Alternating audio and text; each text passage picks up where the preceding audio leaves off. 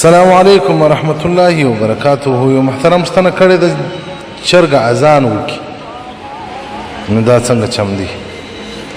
او محترمه په بعض ځایو کې دا رواج دی که چرګ اذان وکړي برای دستي حلالوي. دا د چرګ اذان یعنې اذان مخپله په کتاب کې نه دی لیدلی، خو دا چې بعضې خلک بدپالي ځینې اخلي دا دې نه کوي. ابو هريره رضی الله تعالی عنه فرمایي وایي سمعت رسول الله صلی الله علیه وسلم، د رسول الله صلی الله علیه وسلم څخه مې اورېدلي دي چې هغوی بدپالي ما کوي.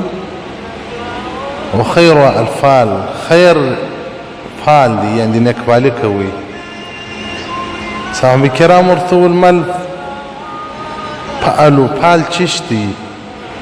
رسول الله صلی الله علیه وسلم ویل الکلمة الصالحه، یو ښه خبره چې څوک واوري بس نیکپالي ورباندې وکړي. نو فقهای کرام وایي لکه یو سړی چې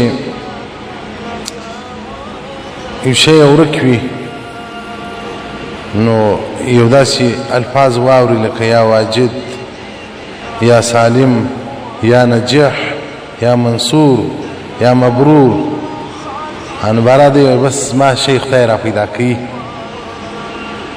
نو نیکپالي د مؤمن کار ده، باید مؤمن نیکپالي وکړي. بدپالي څخه ځان ګوري. دا بعضې خلک دا کژنه ډېره لري، دا تور کالي که مې واغوستل نو پلانه را باندې کېږي، که مې نو خړ واغوندل دی را باندې کېږي، دا ما کژلي دي. دا ټوله هغه د جاهلیت د دور عادات دي چې په بعضو خلکو کې وسته.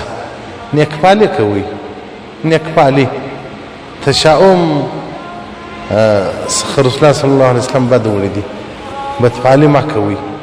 نو که چرګې اذان وکړي دي عبارت حلالي وایي دا بیا یو څه پېښېږي. څه ولې پېښېږي؟ که چرګې اذان وکړي بس ورته خدای به نور خیر لا راوړي، زموږ کره چرګې لا اذان وکړي ورته وایه. او په دا ښځو په کتابو کې دغه شیان ډېر دي. بدپالي، ښځې باید له دې بدپالیو څخه ځانونه راوساتي. حدیث رقم 4586 صفحه 392 مرقات جلد نمبر 8. والسلام علیکم ورحمة الله وبرکاته.